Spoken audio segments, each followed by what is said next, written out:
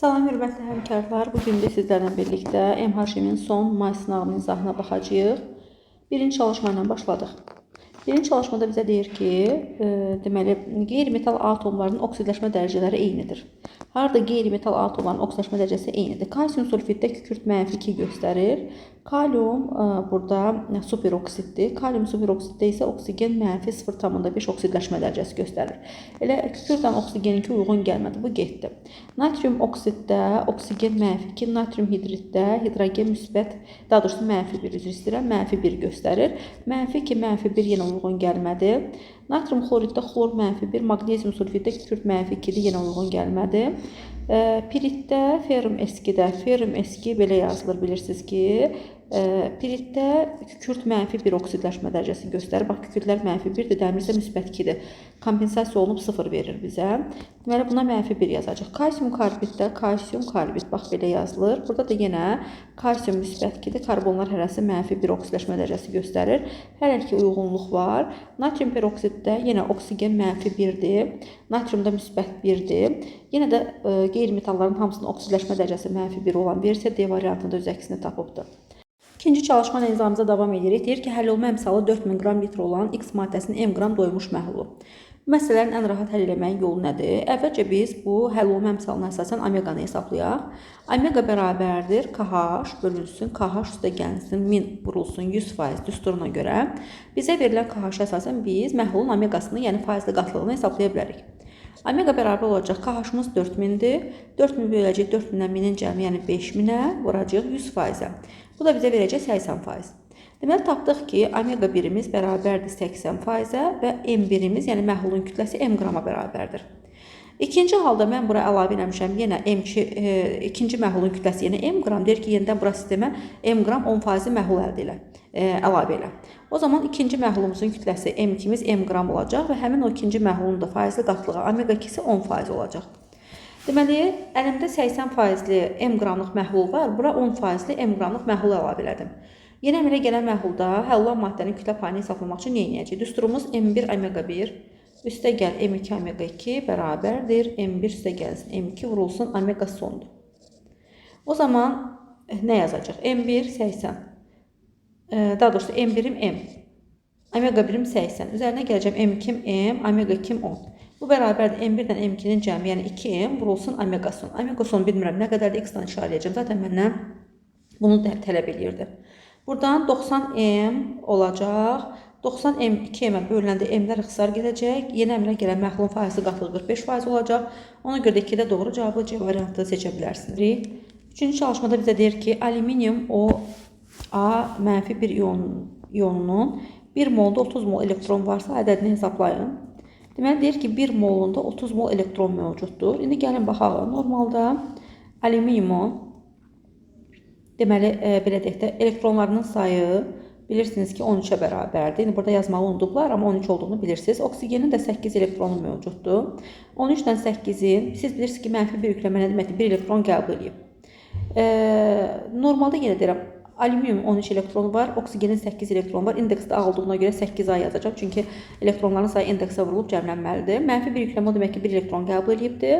Sonda burada olan elektronların sayı olacaq 13 üstə gəlsin 8A üstə gəl 1. Bu da bərabərdir 30-a. Tənliyə həll eləsək 8A bərabər olacaq 30-dan 14 çıxacaq. Eləcə 16, A-mız bərabər olacaq 2-yə. A neçə olduğunu soruşurdu. 3-də doğru cavabı Y variantı qəbul edirsiniz. 4-dən nizamımıza davam edirik. Deyir, doğru ifadələri müəyyənləşdirin. Glikogen makromolekul nisbi molekul kütləvi baxımından nişastadan kiçikdir. Xeyr. Glikogen həm də selluloza emer baxımından, yəni nisbi molekul kütləsi baxımından nişastadan böyükdürlər. Kiçikdir, səhvdir. Amilopektin, nişastanın amilozası var, amilopektini var. Amiloza şaxəsizdir, amilopektin şaxəlidir. Mənə deyir ki, bu amilopektin şaxəsizdir, xeyr, şaxəli olmalıydı. Hələ ki, bunlar səhvdir. Selluloza istehsalında kalsium OH2-dən istifadə olunur, xeyr. Glukoza istehsalında kalsium OH2-dən istifadə olunur. Butlerov reaksiyası 6 mol formaldehid kalsium OH2 iştirakında glukozanı yaradır, bu səhvdir. Ən çox nişasta ilə zəngin bitki kartofdur. Nişasta ilə ən zəngin olan bitki kartof deyil. Kartofda biraz az faizdir. Qarğıdalda falan daha çox olmalıdır. Bu səhv olar. Selluloza beta-glukoza qalıqlarından təşkil olunduğu üçün insan qidası üçün yararlı deyil. Selluloza həqiqətən beta qlükoza qalıqlarından təşkil olunubdur. Nişasta alfa qlükozadan, selluloza beta qlükozadan təşkil olunub. Həmçinin selluloza məsələn ağacın oduncaq və sair hissələrində rast gəlinir. Təbii ki, insan üçün qida baxımından əhəmiyyətli hesab olunmur. Ona görə də doğru ifadə Y variantında göstərilibdir. 5. Çalışma izahımıza davam edirik. Deməli, 5-ci çalışmada bizə deyir ki, kalium permanganatın parçalanması. Siz bilirsiniz ki, kalium permanganatı parçalananda 2 mol kalium permanganatdan 1 mol kalium manganat, 1 mol mangan-12, 1 mol da oksigen əmələ gəlir. Və bu zaman deyir ki, reaksiyası üzrə 0,25 mol duz parçalanan zaman reduksiyacının itirdiyi elektronların sayı. Biz bilirik ki, burada reduksiyaci oksigen olacaq. Niyə? Çünki oksigen mənfi 2 oksidləşmə dərəcəsindən soldan sağa gələndə kalium permanganatda oksigen mənfi 2-dir, O2-də isə 0-dır. Və bu zaman oksigen mənfi 2-dən oksigen 0-a gələndə çıxılsın 2 elektron. İndeksdə 2 olduğuna görə 2-ni 2-yə vursaq çıxılsın 4 elektron şəklində yaza bilərik. Onda yazır ki, 2 mol duz parçalanda 4 mol elektron itkisi baş verirsə, onda 0,25 mol duz parçalanda nə qədər elektron itkisi baş verəcək? Buradan sərf olan elektronların sayının deməli nə qədər görəcəyik? 0,25-i 4-ə vurub 2-yə böləndə bunlar xısar gedər. 0,5 mol elektron verildiyini görəcəyik. 0,5 mol elektron isə 3,1 olsun 10-23 deməkdir. Doğru cavab 5-də B variantı olar, üzr istəyirəm. 6-cı çalışma nizamımıza davam edir. Deyir ki, 1 molun tam yanması 6,5 mol su əmələ gələn ikili alkilamin. İndi müəllimlər belə deyək də, əgər bizim aminimizin yanmasından 6,5 mol H2 əmələ gəlibsə, 6,5-i hidrogen indeksdəki 2-yə vuranda 13 mol hidrogen atomu görürük. İndi bizə deyir ki, bu ikili alkilamində karbon hidrogen rabitələrinin sayı.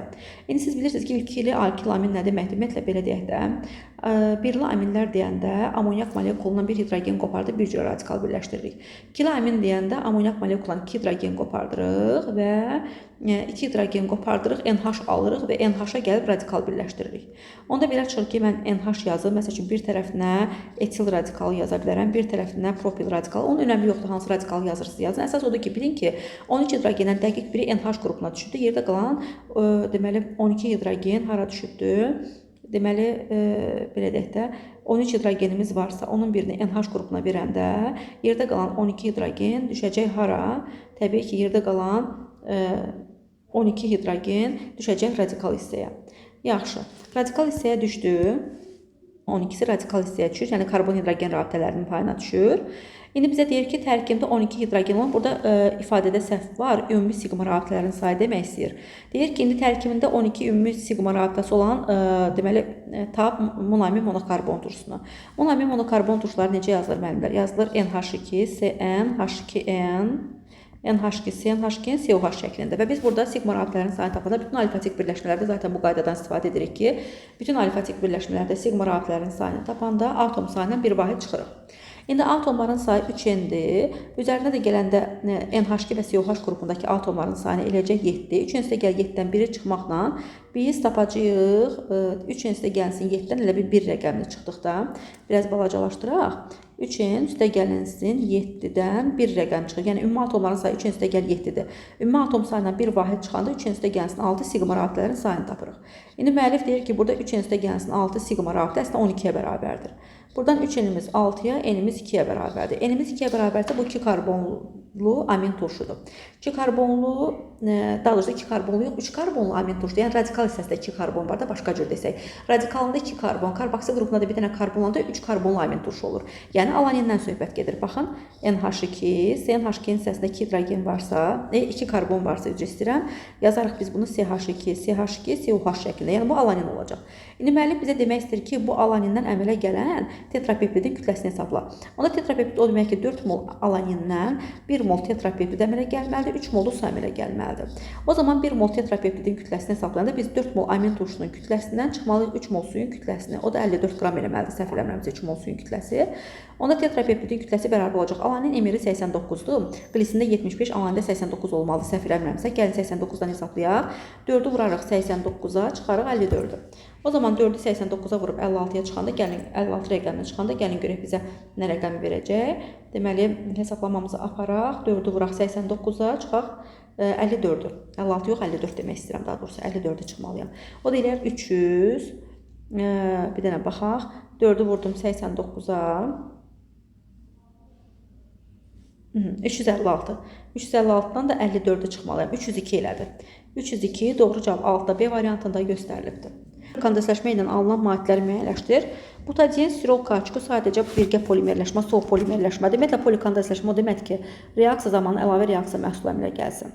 Əgər reaksiya zamanı əlavə reaksiya məhsulu kimi su, amoniak və s. əmələ gələrsə, bu cür reaksiyalar polikondensləşmə reaksiyaları adlanır. Butadiyenlə stirol birgə polimerləşir, butadiyen stirol kauçuku yaradır. Bu da əlavə reaksiya məhsulu yaranmadır. Paraforum deyiləndə, deməli siz bilirsiniz ki, paraforum poliformaldehiddir. Formaldehidin sadəcə polimerləşməsindən əldə olunur. Orada sadəcə polimerləşmə reaksiyası müşahidə edirsiniz. Ona görə də orada belə deyək də əlavə reaksiya məhsulu yaranmır. Ona görə ona diqqət eləməyəcəyik. Növbəti halda deyir ki, enant lifi, enant belə deyək də 7 amin ya da omega amin də deyə bilərik. Omega amin enant turşusunun polikondensləşmə məhsuludur. Bu zaman baxın NH2 yazırıq. CH2-dən 6 dənə COH. 7 amin enant turşusu, düzdürmü?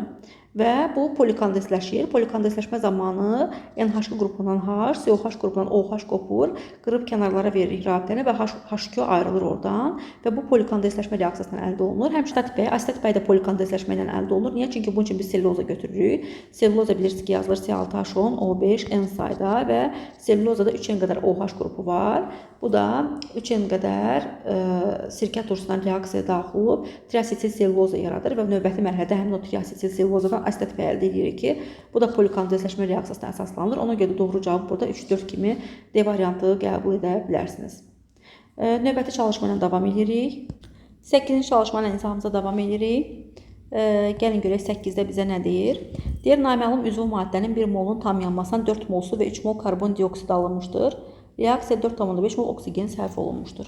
Hər hansı bir üzv maddədir. Üzərinə gəlirik oksigen. Reaksiya üçün deyir 4,5 mol oksigen sərf olunubdur. Reaksiya zamanı əmələ gələn karbon qazı 3 mol olubdur. Deməli 3 mol CO2 əmələ gəlib və əlavə olaraq da reaksiya məhsulu kimi deyir ki 4 mol su əmələ gəlibdir. İndi siz burada görürsünüz ki, reaksiya zamanı 3 mol karbon qazı əmələ gəlib. Demək ki, bizim üzv maddəmizin tərkibində 3 mol karbon mövcud imiş ki, 1 molunda bu reaksiya zamanı 3 mol karbon qazı əmələ gətirib.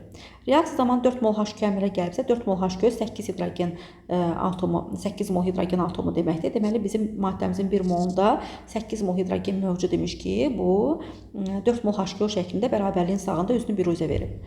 İndi oksigenə baxanda 2 dənə üçün 6, üzərinə 4 gələndə 10 oksigen var. 10 oksigendən 9-u 4,5 mol O2-nin içərisindədir. Yerdə qalan 1 oksigen də hara düşür? Onda CH8O şəklində yazmalıyam ki, kompensasiya olunanda toplayanda oksigenlərimizin sayı bizə 10 versin. Deməli bizim bu maddəmiz CH8O, başqa cür desək, deməli propil və ya izopropil spiritini işarə edir. Yəni propanol 1 də ola bilər, propanol 2 də ola bilər. Əsas odur ki, spirtli 3 karbonlu doymuş bir atomlu spirt olduğunu müəyyənləşdirdik. İndi deyir ki, bu üzv birləşmənin tərkibində karbonun kütlə payını hesabla. İndi bu üzv birləşmənin tərkibində karbonun kütlə payını hesablayanda omega karbon bərabərdir. 3 karbon var, 3-ü vuracaqsınız 12-yə. Böləcəksiniz bu maddənin emerinə. Maddənin emerini hesablamaq üçün 3-ü 18-ə, daha doğrusu 3-ü 12-yə vuracaqsınız. Üzərinə 8 gəlib, üzərinə də 16 gələndə emerimiz 60 olacaq. Deməli 3 vurulsun 12 bizə vermişdi 36 qram. 100% də vururuq. 36 qramı bölüb 60 qrama vuranda 100% bizə 60% verəcək. 60% bizə 8-də B variantında göstərilibdir. Deməli 8-də də B variantından seçərik. 9. Etilin və asetildən ibarət qarışığın verilmiş miqdarda eyni sayda pi rabitəsi var. Deməli, qarışığın tam bromlaşmasına 320 qram brom sərf olunub. Gəlin belə baxaq. X mol etilen düşünək. Y molda nə düşünək? Asetilen düşünək, C2H2 düşünək və deyir ki, bunların tərkibində pi rabitələrin sayı bir-birinə bərabərdir. İndi siz bilirsiniz ki, 1 mol etilendə 1 mol pi rabitəsi var. Onda X mol etilendə X mol nədir? Pi rabitəsi mövcud olacaq. Asetilenin isə 1 molda 2 mol pi rabitəsi var. Y molda da 2Y qədər pi rabitəsi olacaq. Deməli, asetilenin pi rabitələrinin sayı 2Y-ə, etilenin isə pi rabitələrinin sayı X-ə bərabərdir və müəllif deyir ki, burada pi rabitələrin sayı bir-birinə bərabərdir. Yəni, X-ımız əslində 2Y-ə bərabərdir. O zaman yuxarıdakı X-i pozub yerinə 2Y yaza bilərəm. Aha, növbəti halda bizə deyir ki, yəni X-i pozdum 2Y yazdım, çünki belə aldıq da biz. Deyir ki, bunun bromlaşmasına 320 qram brom lazımdır. Siz bilirsiniz ki, 1 mol etilen üçün 1 mol brom lazımdır. O zaman 2Y mol etilen üçün də 2Y mol brom lazım olacaq. Niyə? Çünki etilenin 1 molunda 1 mol pir abidəsi varsa, bu dolayısıyla 1 mol bromdan tam bromlaşma reaksiyasına daxil olur. Yəni belə deyək də, bromlu suyu rəngsizləşdirmə reaksiyasına daxil olur, belə deyək də. Əgər etilenin 1 molunda 1 mol pir abidəsi varsa, 2 molda da 2 mol pir abidəsi var və bu da dolayısıyla 2 mol brom 2 ilə bromlaşmaya daxil olmaq deməkdir. O ki qaldı asetilena. Asetilenin zaten 1 molunda 2 mol pir abidəsi var. Y molunda da 2 qədər pir abidəsi var. Dolayısıyla 2 qədər pir abidəsinə elə 2 qədər də brom 2 lazımdır. Yəni reaksiyanı yazıb və s. əmsallaşdırmağa gərək yoxdur. Zaten bilirik ki, asetilində Y molda 2 qədər pir abidəsi var və bunun üçün də 2 mol bizə brom lazımdır ki, biz bunu tam bromlaşdıraq. O zaman bromun kütləsini hesablasaq, brom 2 160 olmalıdır. 2y üstə gəlir 2y bizə cəm 4y mol brom 2 lazımdır. 4y mol brom 2-nin də kütləsi 4y olsun 160-dır. Müəllif deyir ki, bu 320-yə bərabərdir. Buradan tənliyə həll eləsək, y-in 0,5 mol olduğunu hesablayırıq. İndi qarışığın kütləsi də y-in 0,5-i gətirək yerinə qoyaq. 2y 2 vurulsun 0,5, deməli 1 mol etilen deməkdir.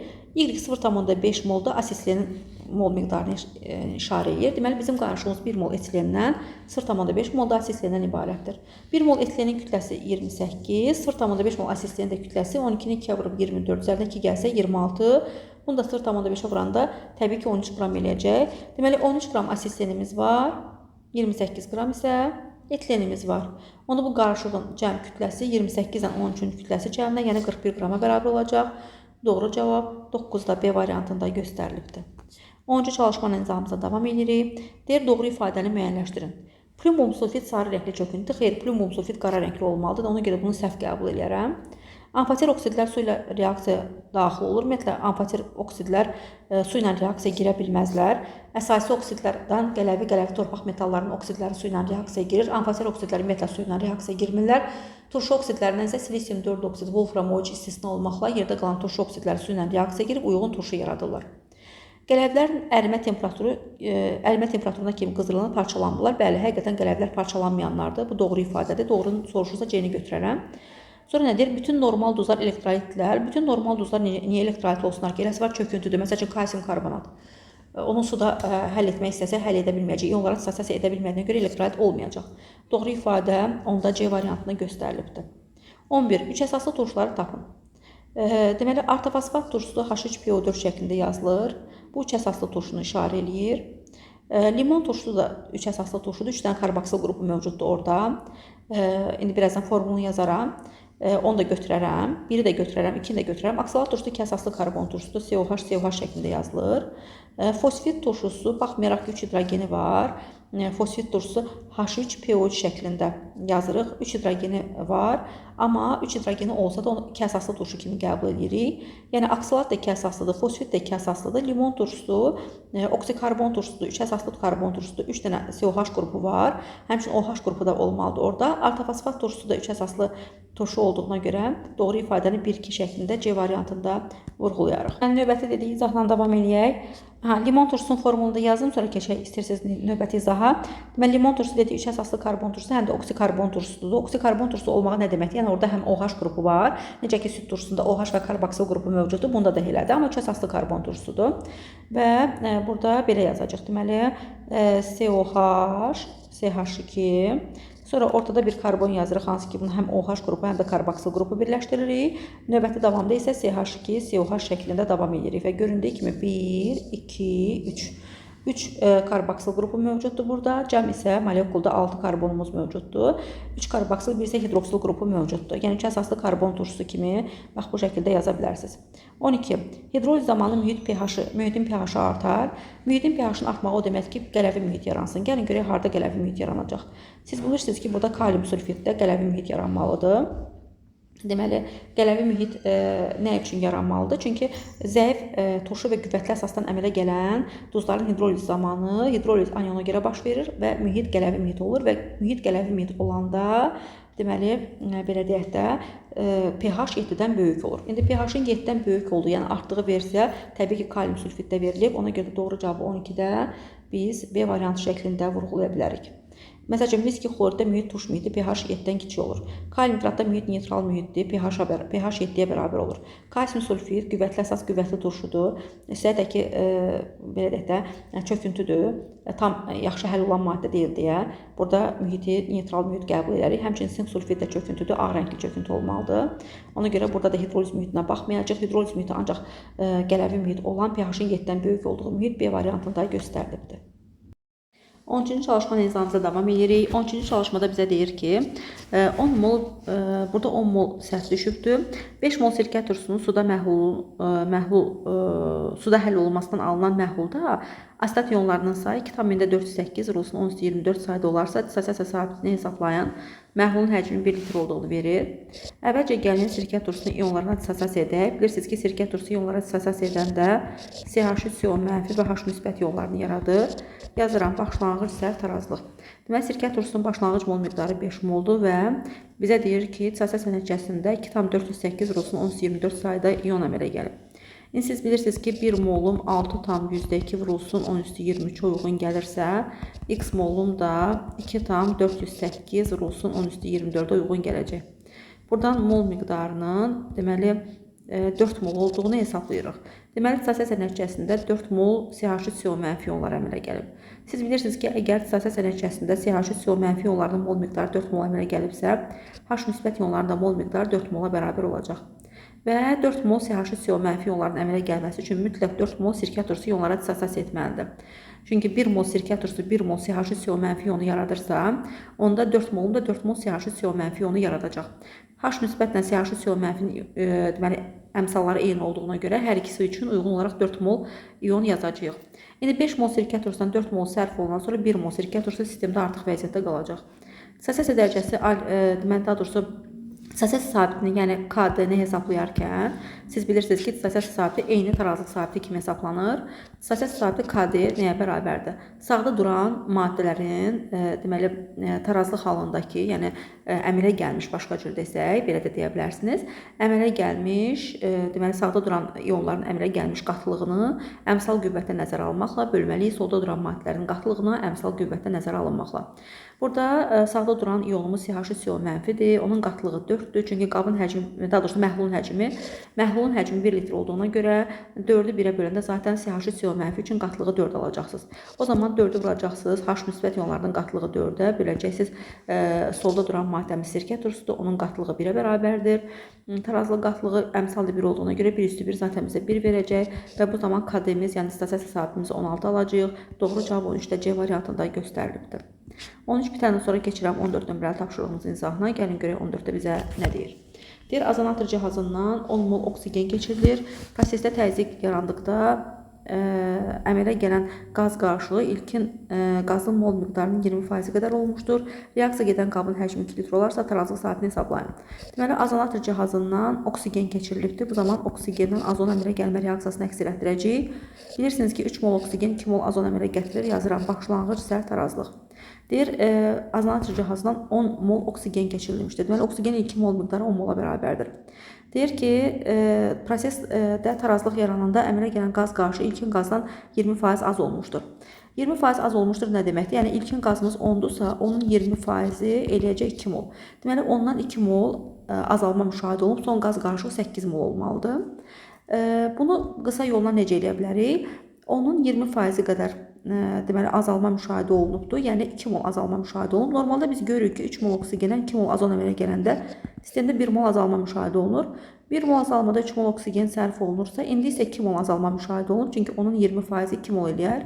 2 mol azalmada gəlin görək nə qədər oksigen sərf olacaq. Bu zaman sərf olunan oksigen 6 mol olacaq, oksigendən tarazlıqda 4 mol qalacaq.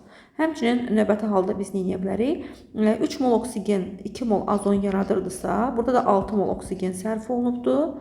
6 mol oksigen də nə qədər azon yaradacaq? 4 mol azon yaradacaq. Ya 4 mol azonu belə tapa bilərsiniz, ya azalma ilə tapa bilərsiniz ki, bir azalmada 2 azon yaranırsa, 2 azalmada 4 azon yaranacaq. Və ya dediyim kimi, son qarışığım 8 olacaqsa, bunun 4-ü oksigensə, deməli 4-ü də azon olmalıdır. İndi deyir ki, reaksiya gedən qabın həcmi 2 litr olsa, KT-ni hesablayın. Siz bilirsiniz ki, KT, yəni tarazlıq saati hesablananda sağda duran maddələrin tarazlıq qatlığı əmsal qüvvətə nəzərə alınmaqla bölünməlidir, solda duran maddələrin tarazlıq qatlığına əmsal qüvvətə nəzərə alınmaqla. Sağda duran maddəmiz azondur. Tarazlıq qatlığı 2-dir. Deyərsiniz 2-ni hardan tapdıq? Qabın həcmi 2 litr olduğuna görə S bərabərdir U bölünsün V düsturuna görə 4-ü zaten 2-yə böləndə siz azon üçün qatlığı 2 tapacaqsınız. Əmsal 2 olduğuna görə kvadrata yüksəldirik. Bölürük oksigenin qatlığı 2 üstü 3-ə. Bu da bizə verəcək 4 bölünsün 8. Başqa cür desək 0,5. Doğru cavab 14-də 0,5-ə bərabər olacaq. Yəni doğru cavabı C variantı seçə bilərsiniz. Növbəti gümüş və deyir ki, gümüş bir oksidin amonyaklı məhlulu ilə qarşılıqlı təsirdə olanlar. Ümumiyyətlə, gümüş bir oksidin amonyaklı məhlulu ilə qarşılıqlı təsirdə olan maddələr deyəndə gümüş güzgü reaksiyaları nəzərdə tutulur adətən. Bura aldehidlər daxil olur. Karbohidratlardan, deməli, monosaxaridlərdən glikoza, riboza, dezoksiriboza, galaktoza, həmçinin disaxaridlərdən laktoza və maltoza daxil olur. Həmçinin bura karbon turşularından qarışqa turşusu və qarışqa turşusunun natrium duzu daxil ola bilər. Bir də ki, alkinlərdən hansılarda ki 3 qat rabitəsində hidrogeni mövcuddur, onlar gümüş bir oksidin amonyaklı məhlulu ilə reaksiya daxil ola bilər. Düzdür, onlarda gümüş güzgü reaksiyası sayılmır, amma istənilən təqdirdə reaksiya gedir də. İndi biz nə götürə bilərik? Metil asetilin. Metil asetilin necə yazılır? Bax, asetilini yazdıq, CH 3 qat rabitəsi. Buradan hidrogeni qopardı, metil radikalı birləşdirdi. Bu oldu metil asetilin və burada alkindir.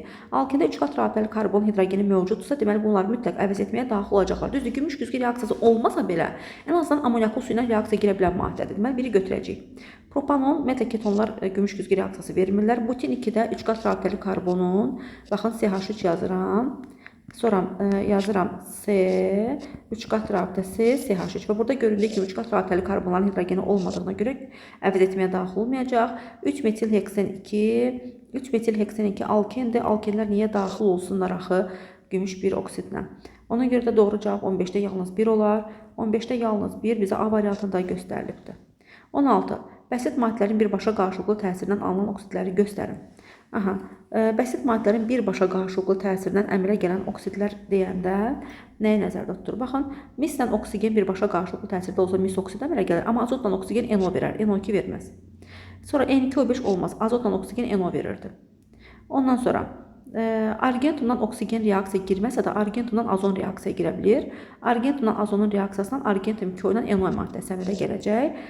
Ona görə doğru cavab D variantı olar. C-də dəmirlə oksigen ferum CO4 verməlidir. Həmçinin kaliumla oksigen də kalium superoksid verir. E variantda rubidium deməli O2 əmələ gətirməli idi. Ona görə də doğru cavabı yalnız D variantı seçə bilərik. 16-dan sonra 17. Deyək, tarazlıqda olan 2A üstə gəlsin B bərabərdir 2A2B reaksiyası üzrə baş verən sistemdə. Deməli, 2A2-nin üzərinə B gəlirik. Reaksiya zamanı əmələ gəlir, deməli, 2A2B maddəsi. Deyək, bu reaksiya üzrə baş verən sistemdə A2B və A2B maddələrinin miqdarı 2, 1 və 2 moldur. Gəlin yazaq, başlanğıc səhv tarazlıq. Deyək, tarazlıq halında A2-nin mol miqdarı 2, B-ninki 1, A2B-ninki 2-yə bərabərdir. Deyir ki, belə hallarda müəllimlər dəfələrlə demişik ki, növbəti tarazlıq, yeni tarazlıq cümlələri görəndə nə edirik?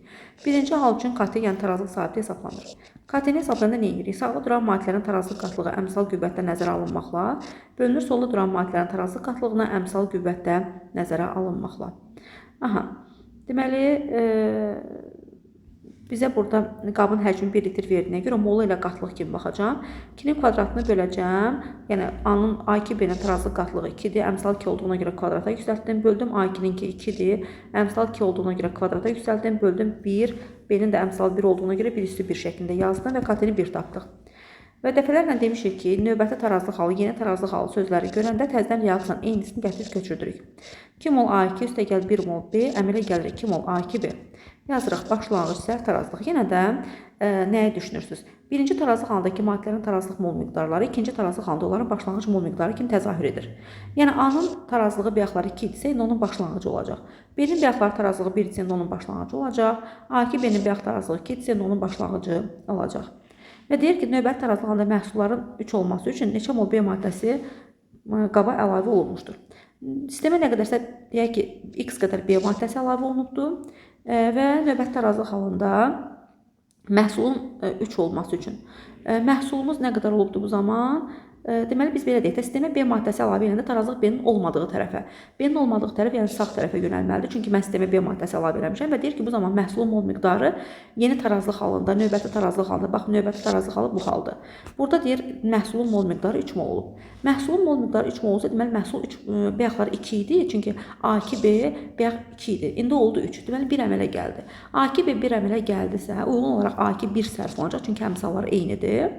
Və bu zaman A2-dən 1 qalacaq və B maddəsi isə 1 üstə gəlsin x-dirsə, bunun 0,5 molu sərf olacaq. Digər sarıdan bildik 0,5 mol sərf olacaq. Çünki baxın, A-mızın əmsalı 2-dir, B-nin əmsalı 1-dir. A2 sərf olanda B 1 sərf olunur.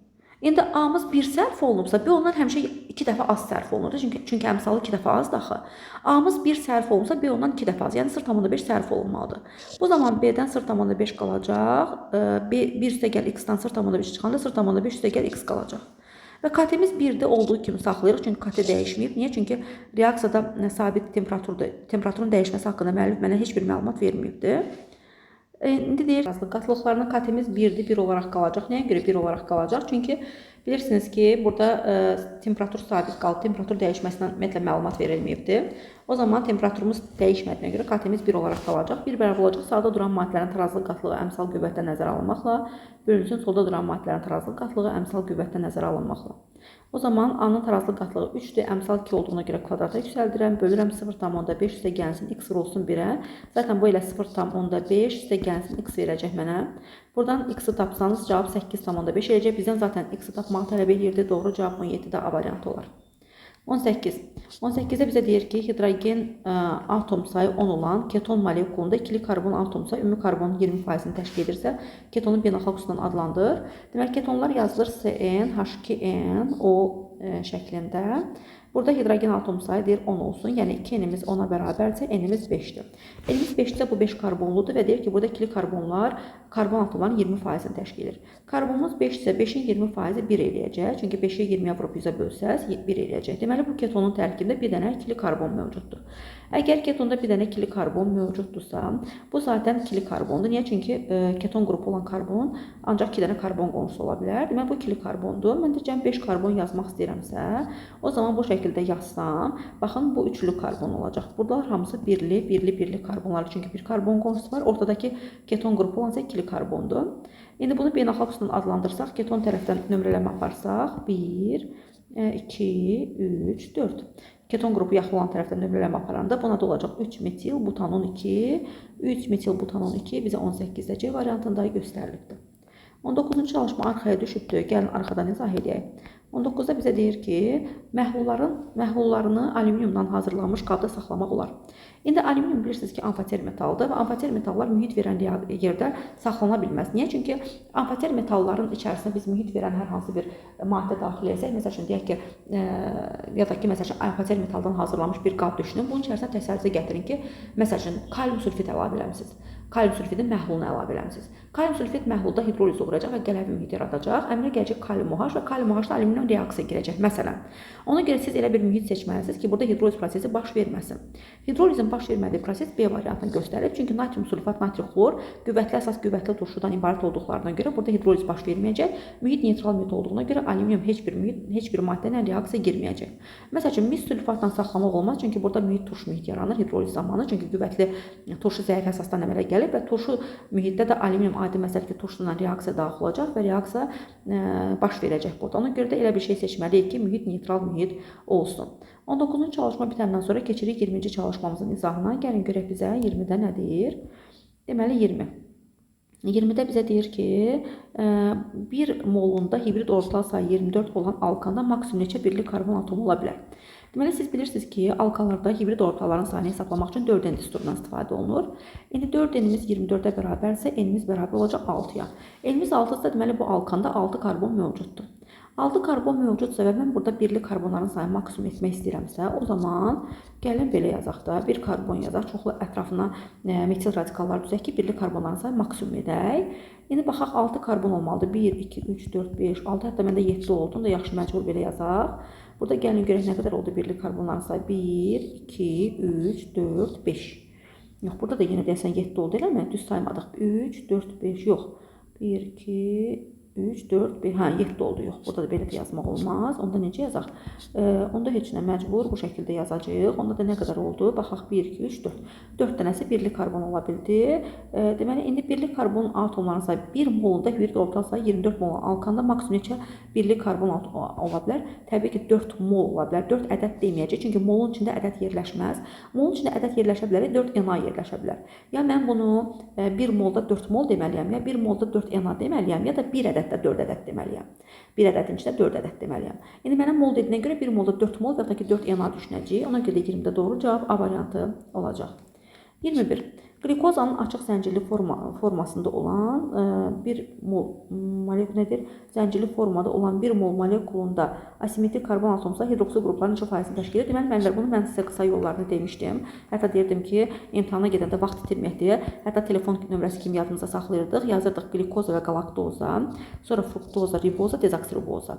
Sonra yazırdım açıq və qapalı və telefon nömrəsi kimi yadımıza saxlayırdıq. Glikoza ilə galaktozaya bir baxırıq, çünki eyni demək olar ki, izomer maddələrdir və eyni funksiyalar daşıyırlar. 45 yazırdıq, sonra 34, fruktozanın qarşısına 34 düşdü, ribozaya 20, daha doğrusu ribozaya da 34, dezoksiribozaya isə 23 rəqəmi düşdü. Bu demək ki, glikoza galaktozanın açığında 4, qapalısında 5 asimetrik mövcuddur. İndi glikozanın açığında nə qədər asimetrik karbon oldu? Deməli, açıq zəncirdə 4 asimetrik karbon mövcud oldu.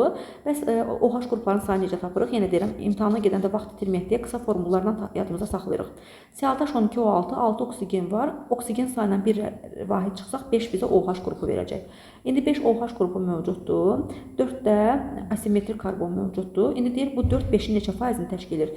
Təbii ki, 4-ü 5-ə bölüb 100%-ə vursanız, eləcək 80%. 21-də doğru cavab D variantında göstərilibdir. 21-dən sonra keçirəm 22-ci çalışmamızın izahına. Deyir, hansı reaksiyanın əsas məhsulu karbohidrogendir? Etilen hidrogen peroksidlə reaksiya girəndə bilirsiniz ki, burada spirt əmələ gələcək. Buradan artıq karbohidrogen alınmayacaq. 1,2 dixloroetan natrium hidroksidin suda məhlul olan. Burada da yenə suda məhlul olanda 2 atomlu spirtlər yaranacaq.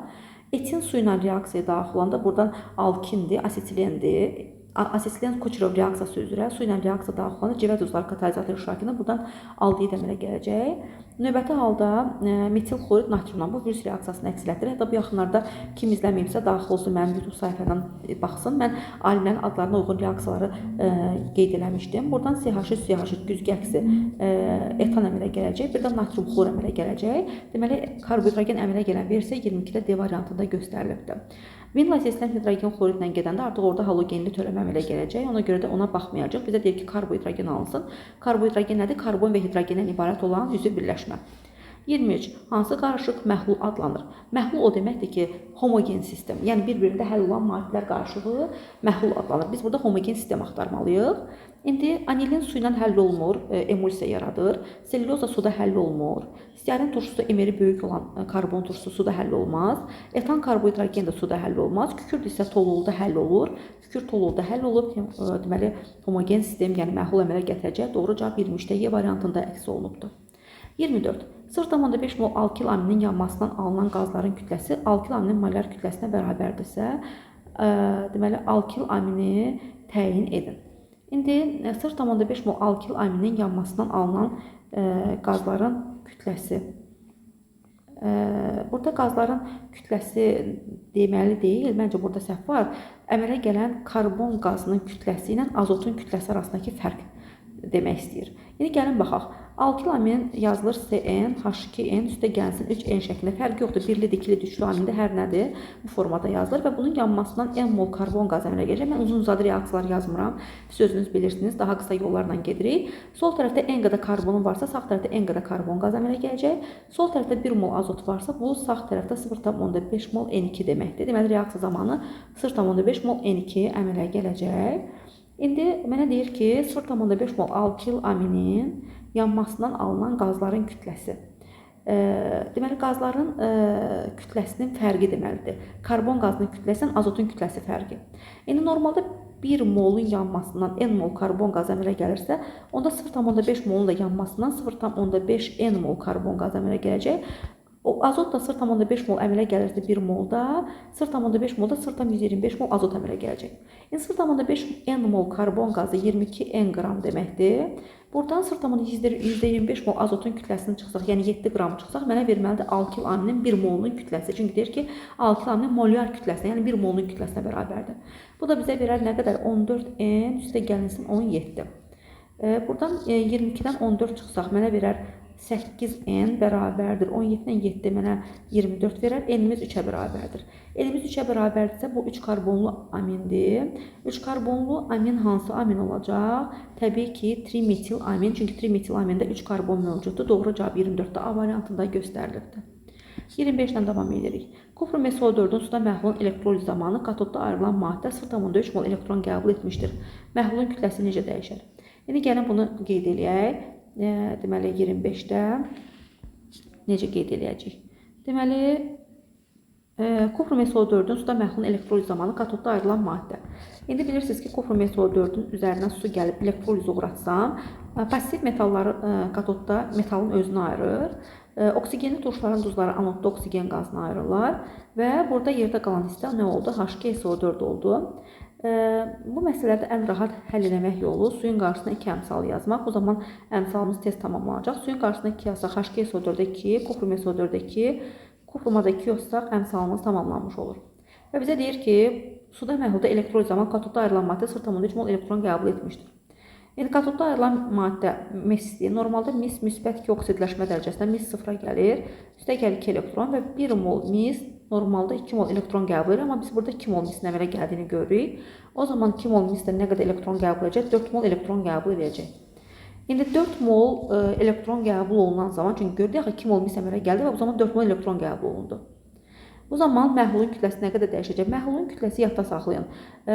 Katoda gedən mislə anoda gedən oksigenin kütləsi qədər dəyişir. Çünki mis artıq məhlulun içindən sayılmır, oksigen də uçdu getdi. Deməli, məhlulda mis və oksigen qalmadı. Ona görə də məhlulda mis oksigen qalmadı, ancaq sulfat turşusu qaldı. Məhlulun kütləsi katoda gedən mislə anoda gedən oksigenin kütləsi qədər dəyişəcək. Katoda gedən misin kütləsi nə qədər olacaq? 2 mol mis, 64-ü 2-yə vursaq 128 qram eləyəcək. 1 mol da oksigen 32-dir. Deməli, 160 qram fərq elədi. 4 mol elektron qəbul eləyən zaman məhlulun kütləsi 160 qram azalırsa, onda 0,3 mol elektron qəbul olanda məhlulun kütləsi gəlin görək nə qədər azalacaq. Bu zaman 160-ı vuracaqsınız 0,3-ə, aldığınız rəqəmi böləcəksiniz 4-ə. O da eləyəcək 12 qram. Deməli, məhlulun kütləsi 12 qram dəyişər. Nə edər? 12 qram azalar. 25-də indi variantlar burada yoxdur, siz 12 qram qəbul edərsiniz. 25-dən sonra keçirəm 26 nömrəli tapşırığın izahına. 26-da deyir ki, turşu oksidi P2O5 su ilə reaksiya daxil oldu və əmələ gələn maddələr. İndi siz bilirsiniz ki, P2O5 su ilə müxtəlif cür reaksiya girə bilər. 0 dərəcədə HPO3, yəni metafosfat turşusu yaradır. 20 dərəcədə H4P2O7, yəni pirofosfat turşusunu yaradır. H4P2O7. 100 dərəcədə isə H3PO4-ü əmələ gətirir. İndi bizə deyir ki, X parçalandı Z-dən suya əmələ gətirdi, Z də parçalandı Y-dən suya əmələ gətirdi. Burada yadda saxlayın ki, müəllimlər, H3PO4 ortofosfat turşusu mərhələlərlə parçalanır. Birinci parçalama mərhələsində H4P2O7-ni yaradır və su yaradır. Sonra isə bu H4P2O7 özü də parçalanıb HPO3 yaradır. Onda belə çıxır ki, X-imiz H3PO4 olub ki, o parçalanıb Z-də, yəni H4P2O7-ni yaradıb. Növbəti mərhələdə isə H4P2O7 parçalanıb Y, yəni sonda HPO3 yaratmalıdır. Onda X-ə deyərik H3PO4, yəni 3 əsaslı turşudur. Z-də deyərik H4P2O7, yəni 4 əsaslı turşudur. Y-də ən axırda qalan HPO3 olacaq. İndi bizə nə soruşur? Deyir, bunlar arasında fərqə bax, münasibətə bax. H4P2O7-də C-miz 4 əsaslıdır, C böyükdür. H3PO4-də 3 əsaslıdır A-dan, o da böyükdür B-dən. Yəni C böyükdür A, o da böyükdür B. 26-da bizdə A variantında göstərilibdir. 27. Codluq dərəcəsi 7 millimol bölünsün litr olan 250 ml suda neçə qram kalsium iyonu vardır? Deməli, yadda saxlayın. 7 millimol bölünsün litr o demək ki, 1 litr suyun içərisinə, başqa cür desə 1000 ml suda 7 millimol kalsium və yaxud da ki, maqnezium iyonları mövcudlar. Burada yəqin ki, maqnezium iyonları nəzərə alınmasını yazılmalıdır. Çünki maqnezium da ola bilər. Maqnezium iyonlarını nəzərə almıram, belə deyək. Elə zənn edək ki, təkcə kalsium iyonları mövcuddur. 1000 ml suyun içərisində 7 millimol kalsium iyonları mövcuddursa, o zaman 250 ml-də neçə millimol kalsium iyonları mövcud olacaq? Bu da 4 dəfə az olar. 7-ni bölərik 4-ə. İxtisar apardıqda, düzdürmü? 7-ni böldük 4-ə, bizə verdi 1,75 millimol. 1,75 millimol neçə milliqramdır desələr, kalsiumun ayrı 40-dır. 1,75-i vuranda 40-a eləcək 70 milliqram. 70 milliqramı isə mən qrama çevirməliyəm. Bilirsiniz ki, 1000 milliqramı 1 qram əmələ gətirir. Onda 70 milliqramım nə qədər qram olacaq? 70-i böləcəksiniz 1000-ə. Bu sizə verəcək 0,7 qram. 0,7 qram isə 0,7 qram 7 vurulsun 10 üstü mənfi 2 deməkdir. 7 vurulsun 10 üstü mənfi 2 variantlarda yoxdursa, onda mən bunu 70 vurulsun 10 üstü mənfi 3 kimi də yaza bilərəm. Çünki 70 vurulsun 10 üstü mənfi 3 elə 7 vurulsun 10 üstü mənfi 2 deməkdir də.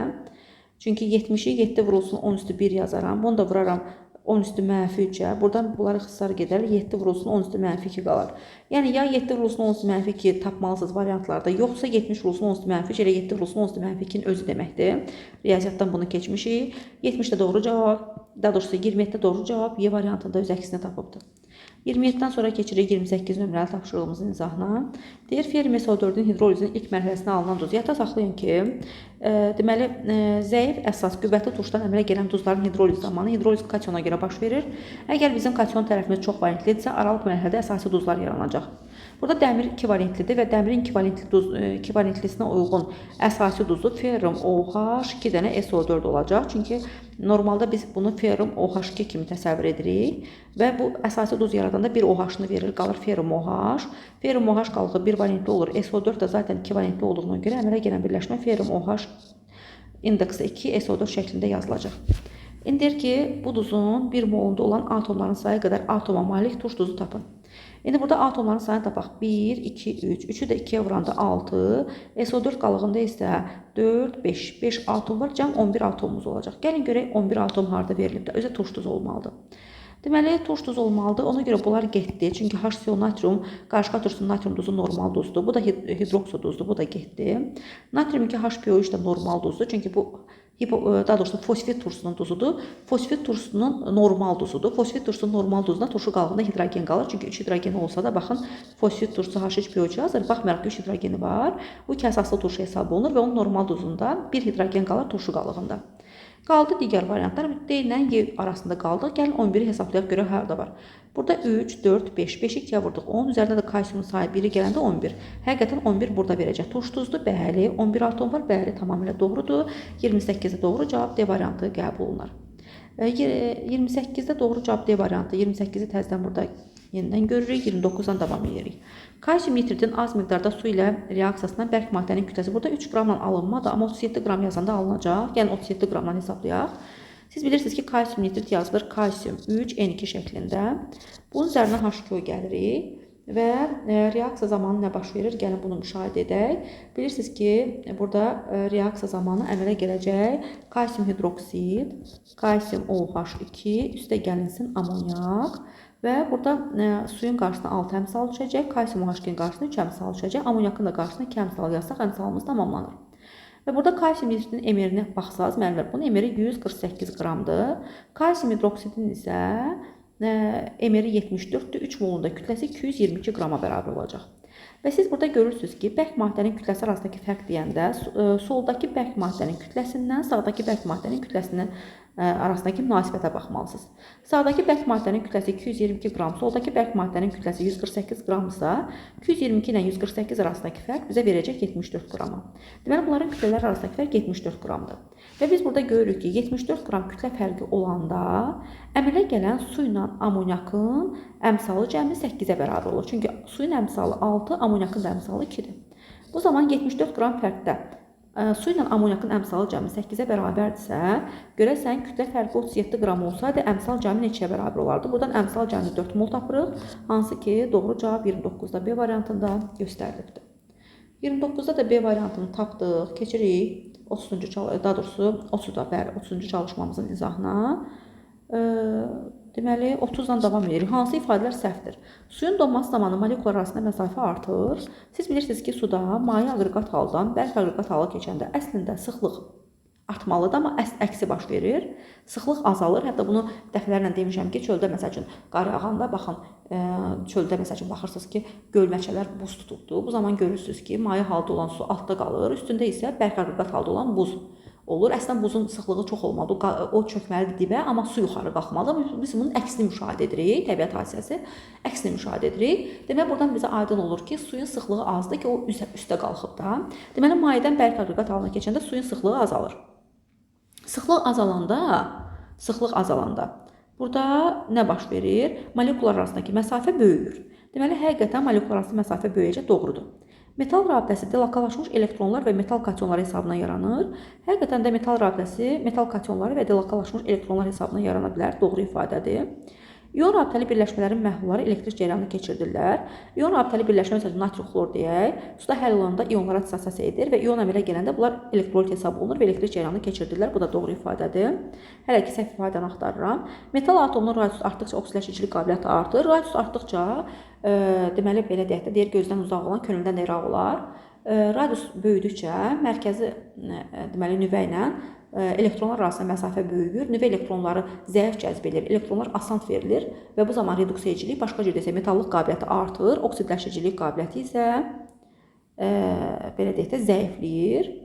Ona görə də oksidləşicilik qabiliyyəti artır, səhvdir. Səhv ifadə D variantıdır. Məndən zaten səhv ifadəni tapmağı tələb edirdi. Ona görə də burada D variantı səhv olacaq. Sublimasiyadır, nə bilim, donmadır, ərimədir və s. Burada aqreqat halının dəyişməsi müşahidə olunduğuna görə bunlar fiziki proseslərdir. Bu da doğrudur. Səhv ifadə D variantında öz əksini tapıbdır. 31-dən davam edirik. Alkadiyen molekulunda ikili karbon atom sayı, üçlü karbon atom sayı nəsə bunları verib. İndi siz bilirsiniz ki, istər alkadiyen olsun, istər alkan olsun, hansı maddə olur olsun. Alifatik birləşmələrdə birli karbonların sayı bərabərdir. 2 üstə gəlinsin 0 vurulsun 2-li, üstə gəlinsin 1 vurulsun 3-lü, üstə gəlinsin 2 vurulsun 4-lüyə bərabərdir. Burada belə deyək də, birli karbonların sayı bilmirəm, x yazıram. Bu bərabərdir. 2 üstə gəlinsin 0 vurulsun 2-li zaten mənə lazım deyil. Çünki 0-ı n çıxılsın 1-ə vuranda zaten mənə 0 verəcək. Ona görə ona baxmıram, keçirəm 3-lüyə.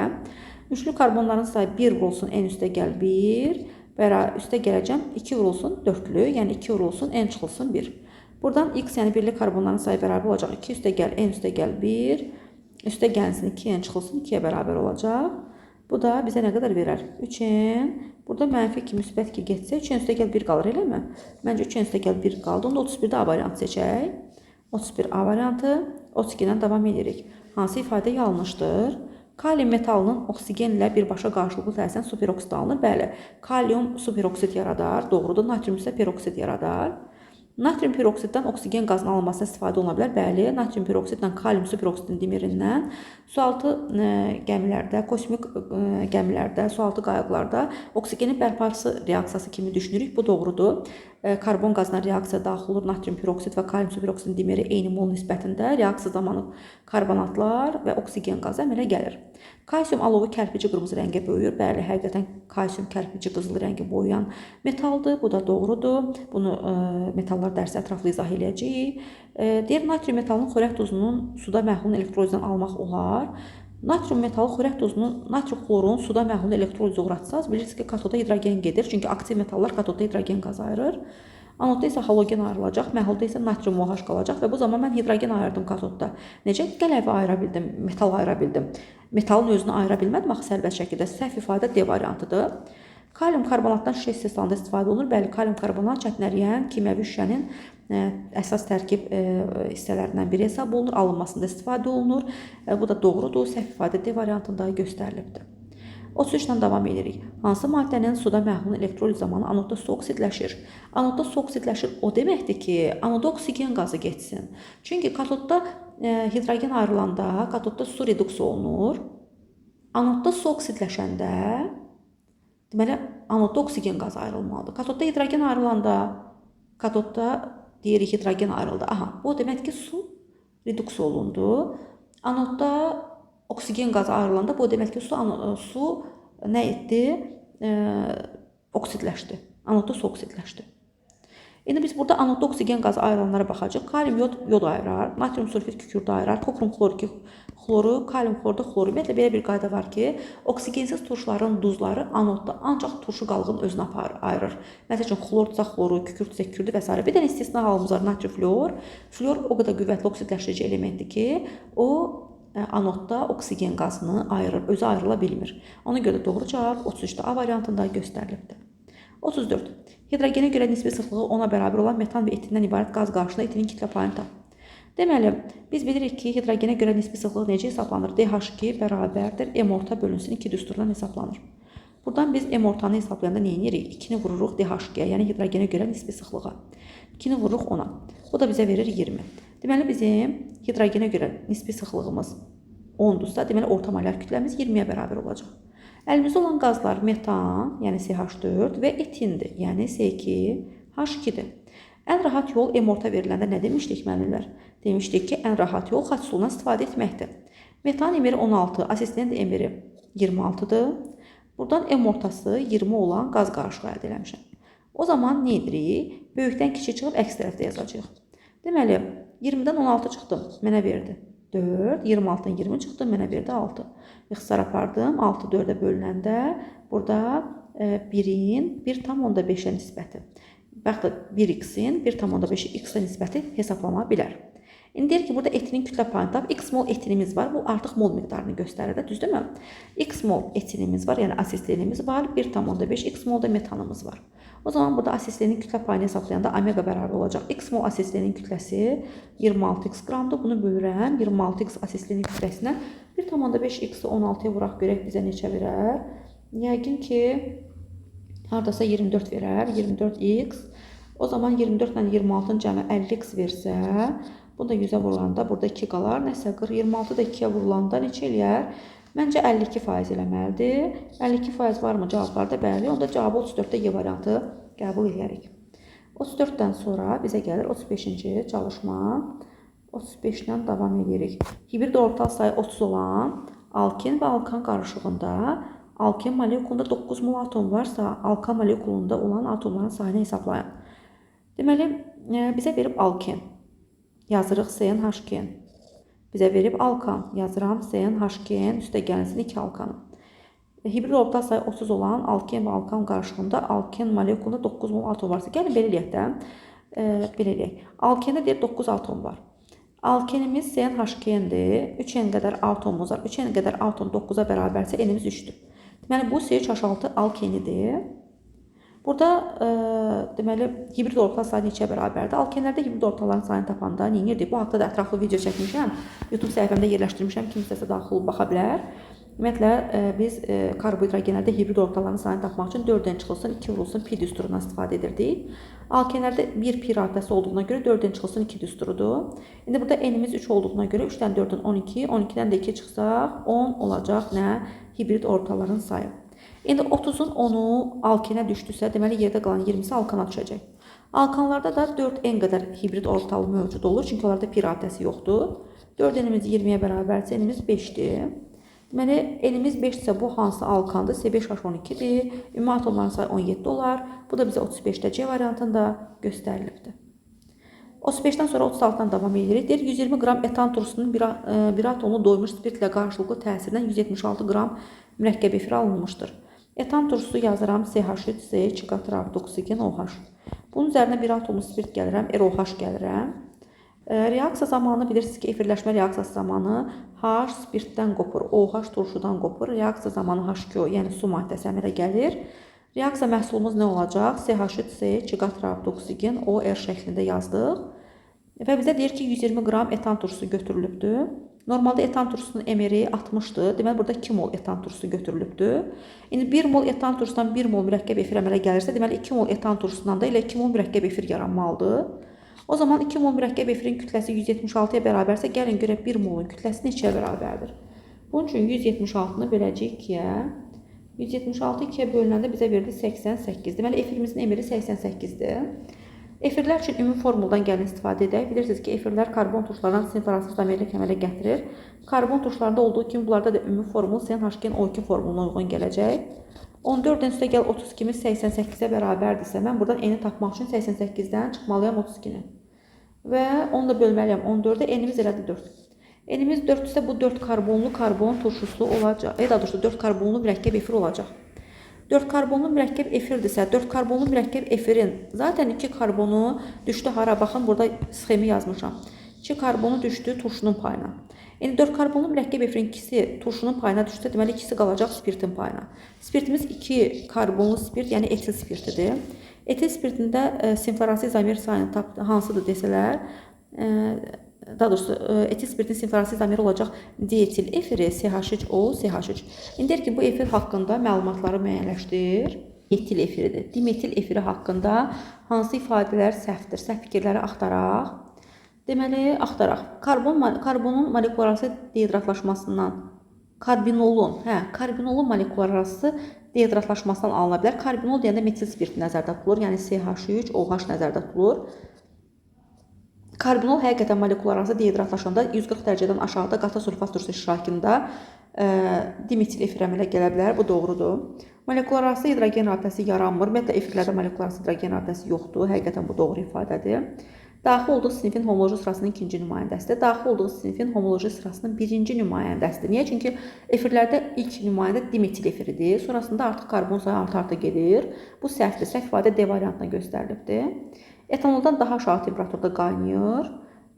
Həqiqətən də sadə efirlərdə molekulararası hidrogen rabitəsi olmadığına görə daha aşağı temperaturda qaynayırlar. Bu doğrudur. Uçucu mayedir. Həqiqətən uçucu mayedir. Səhv ifadə D variantında göstərilibdir. 37-dən davam edirik. Etilen və divinildən ibarət 7 litr qaz qarışığının tam hidrogenləşməsinə, ümumiyyətlə qaz qarışığı məsələlərində mənlər ən rahat yol nədir? Litrə mol kimi baxaq. Düşünək ki, 7 mol maddədən söhbət gedir və etileni yazaq x mol etilen, yəni x mol C2H4, divinil də yazaq y mol C4H6. Və ya biz bilirik ki, x ilə y-in cəmi bizə verəcək nə qədər? 7 mol. Çünki deyir ki, x-in birlikdə 7 litr, yəni 7 mol kimi düşünək. Və siz bilirsiniz ki, etilində 1 molda 1 mol pir adəsi var, x molda da x qədər pir adəsi olacaq. Onda x mol etilenin hidrogenləşməsinə x mol hidrogen lazımdır. Y mol divinildə isə 1 molda 2 mol pir adəsi varsa, y molda 2 y mol pir adəsi var. Pir adələrinin sayı qədər də bu hidrogenlə reaksiya daxil olacaq.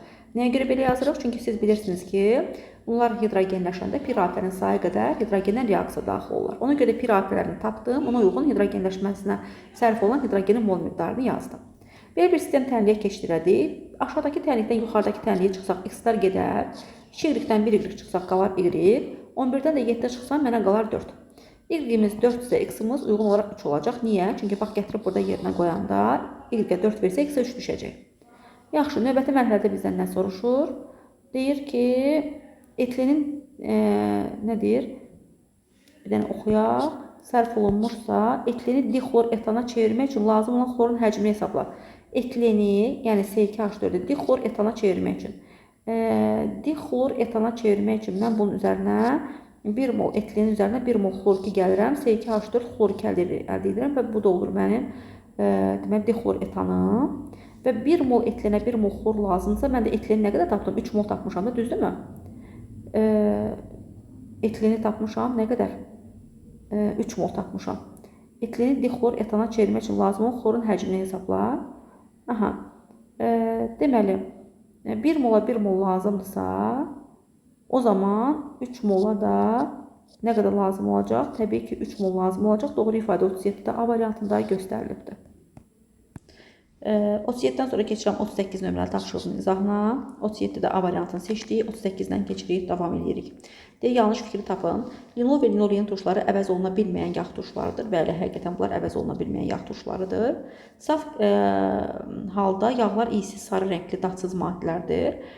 Sarı rəngli deyirlər, əslində onlar rəngsiz olmalıdır. Saf halda rəngsiz olmalıdır yağlar. Səhv ifadə ilə B variantına göstərilibdir.